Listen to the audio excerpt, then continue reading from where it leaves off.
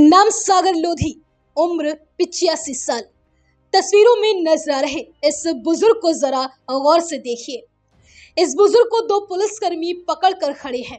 ये 85 साल का बुजुर्ग ठीक से खड़े होने की भी हालत में नहीं है, लेकिन जब आप इस बुजुर्ग की करतूत के बारे में सुनेंगे तो यकीनन अपने कानों पर हाथ रखने को मजबूर हो जाएंगे। दरअसल भोली भाली सी सूरत बनाए खड़ा ये बुजुर्ग एक हैवान है और इसने एक 4 साल की मासूम बच्ची को अपनी हवस का शिकार बनाया है और इसी जुर्म में इसको गिरफ्तार किया गया है।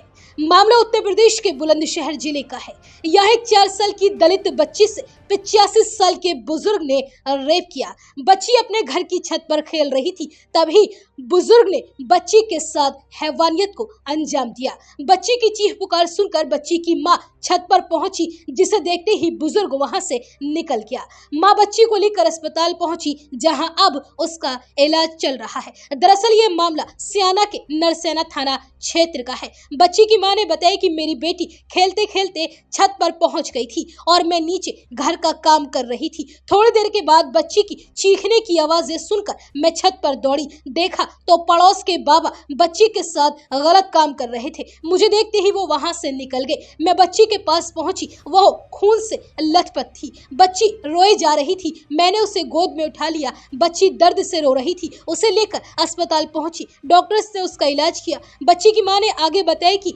पुलिस से हमने शिकायत की है, उसने मेरी मासूम सी बच्ची के साथ गलत काम किया है और उस बुजुर्ग को कड़ी सजा मिलनी चाहिए। वहीं बच्ची के पिता ने बताया कि जिस वक्त ये पूरी वारदात हुई उस समय मैं घर के बाहर था। घर पहुंचा तो पत्नी ने पूरे मामले के बारे में बताया। हम बच्ची को लेकर अस्पताल गए और उसका इलाज कराया। मेरी बेटी तो अपनी मम्मी के पीछे पीछे छत पर गई थी। उसकी मां नीचे आ गई और उसने बच्ची को नहीं देखा। बच्ची छत पर ही खेलने लगी, तभी पड़ोसी बाबा उसे उठा ले गया और उसके साथ हैवानियत की। वहीं इस पूरे मामले में सीओ दिलीप सिंह ने बताया कि बच्ची से रेप की सूचना मिली है। मौके पर पहुंचकर टीम ने जांच की। बच्ची को मेडिकल के लिए भेजा गया है। आरोपी के घर की छत बच्ची की छत से मिली हुई है, इसलिए आरोपी बच्ची की छत पर पहुंच गया था। आरोपी को फिलहाल गिरफ्तार कर लिया गया है और मामले की आगे की जांच जारी है।